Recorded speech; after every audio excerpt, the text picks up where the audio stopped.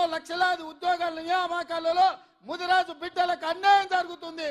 ఇవాళ ముదిరాజులను BC D group నుంచి ఏ గ్రూపులకు మారవాలి అని అంటే ఈ గడ్డ మీద మళ్ళా కాంగ్రెస్ పార్టీ జెండా ఎగరాలి. మీ తరపున సిపాయిగా ఢిల్లీలో కొట్లాడాలి అంటే మీ వాదన బలంగా వినిపించాలి. మంచి మంచి వకీళ్లను పెట్టి వాదించాలి అంటే వంశీచంద్ర రెడ్డి ఢిల్లీలో ఎంపీగా ఉండాలి.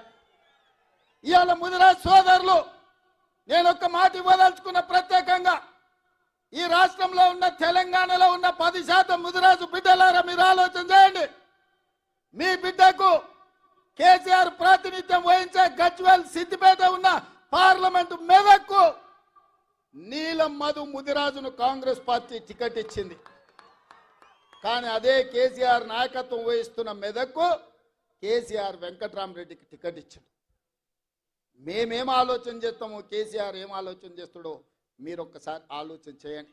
అందుకే ఇవాళ ఈ వేదిక మీద నుంచి మీకు ఒక మాట ఇవ్వదలుచుకున్నా.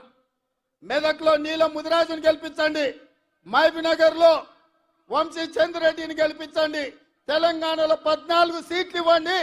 ఆగస్టు 15 తారీఖు లోపల మీ ముదిరాజు బిడ్డను మంత్రిని చేసే బాధ్యత నాది.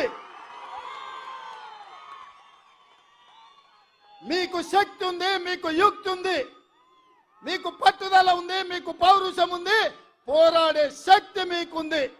ఇదంతా సంఘటితమై మీరందరూ ఏకమై తెలంగాణ గడ్డ మీద కాంగ్రెస్ కు 14 సీట్లు ఇవ్వండి.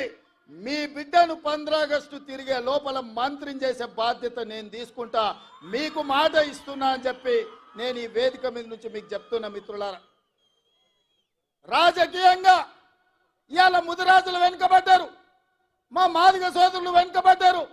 ఉద్యోగ ఉపాధి అవకాశాలలో వాళ్ళకు రావాల్సిన అవకాశాలు రాక పీజీలు పిహెచ్డీలు చదువుకున్న మాదిగ సోదరులు ఇవాళ అన్యాయానికి గురవుతున్నారు. అందుకే మిత్రులారా, మాదిగల ఏబిసిడి వర్గీకరణ మీద 10 సంవత్సరాలు చంద్రశేఖర్ రావు సుప్రీంకోర్టులో కేసు వాదించకపోతే నేను ముఖ్యమంత్రి అయిన ఎంబడే పెద్దలు దామోదర్ నరసింహ గారితో పాటు 8 మంది ఎమ్మెల్యేలను ఢిల్లీకి పంపించి ఉద్దండులైన న్యాయవాదులను పెట్టి మాదిగల వర్గీకరణ ఏబిసిడి జరగాల్సిందే అని చెప్పి కేసును నేను వాదించిపించిన. శాసనసభలో వర్గీకరణ చెయ్యాలి అని కొట్లాడితే ఆయల్ల సంపత్ కుమార్తో పాటు నన్ను మార్షల్స్ పెట్టి పోలీసులను పెట్టి గొర్రెలు నీడ్చినట్టు ఈడ్చి బయట పడేసిండు చంద్రశేఖర్ రావు. ఇవాళ మాదిగలకు అన్యాయం చేసింది చంద్రశేఖర్ రావు కాదా? ఇవాళ నేను అడుగుతున్న మిత్రులారా, కొంతమంది మాదిగ ఉద్యమంలో ఏబిసిడి వర్గీకరణ కోసం కొట్లాడిన వాళ్ళు ఇవాళ నరేంద్ర మోడీ కోటేయండి, భారతీయ జనతా పార్టీని గెలిపించమని అడుగుతున్నారు. నేను ఆ మిత్రుడిని కోరదలుచుకున్నా, నేనేం అనదలుచుకోలే. చంద్రశేఖర్ రావు ఆయనను అరెస్టు చేసి జైల్లో పెట్టినాడు. ఏ ఒక్కరు పలకరించే వాళ్ళు లేకపోతే నేను జైలుకి వెళ్ళి అండగా నిలబడి న్యాయవాదులతో మాట్లాడి బెయిల్ ఇప్పించడానికి కొట్లాడింది నేను. ఆయన వర్గీకరణ కోసం ఈ తెలంగాణలో ఉద్యమాలు చేయడానికి వీల్లేదు, నిరసన తెలపడానికి వీల్లేదు.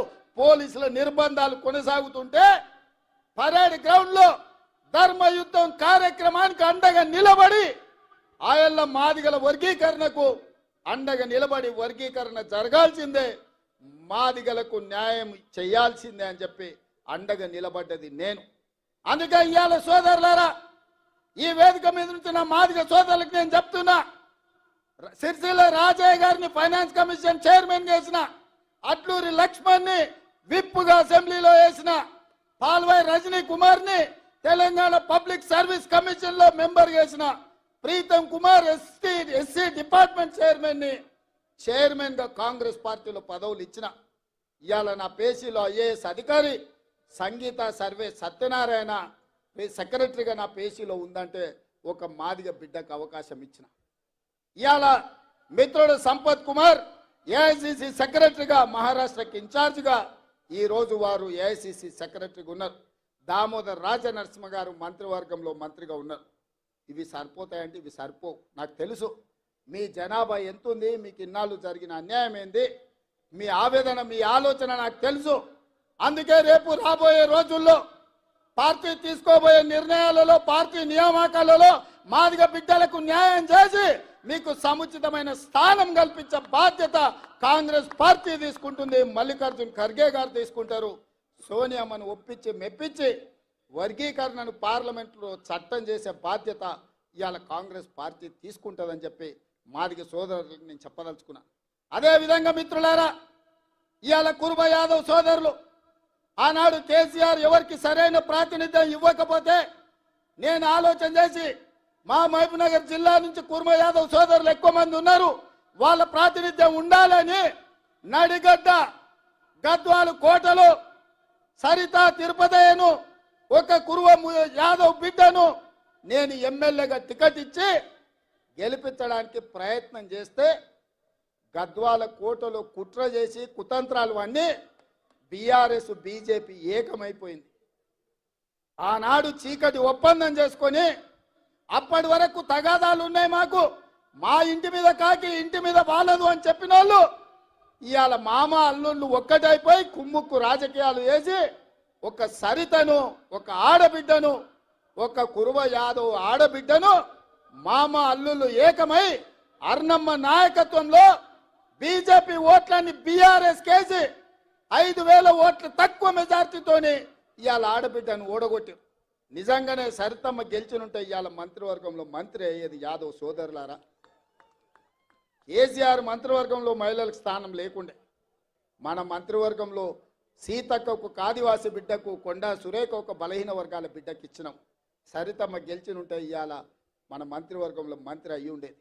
అంటే ఎన్నికలు వచ్చినప్పుడు పేదోళ్ళని గెలవాల్సినప్పుడు పేదలకు న్యాయం చేయాలని కాంగ్రెస్ అనుకున్నప్పుడు బంగ్లా రాజకీయాలు కుమ్ముక్కు రాజకీయాలు అర్నమ్మ దివాలకు రాజకీయాలు ఎట్లుంటాయో ఇవాళ కుర్మ యాదవ్ సోదరులారా మీరు ఆలోచన చెయ్యండి. అందుకే ఇక్కడ అన్యాయం జరిగిందని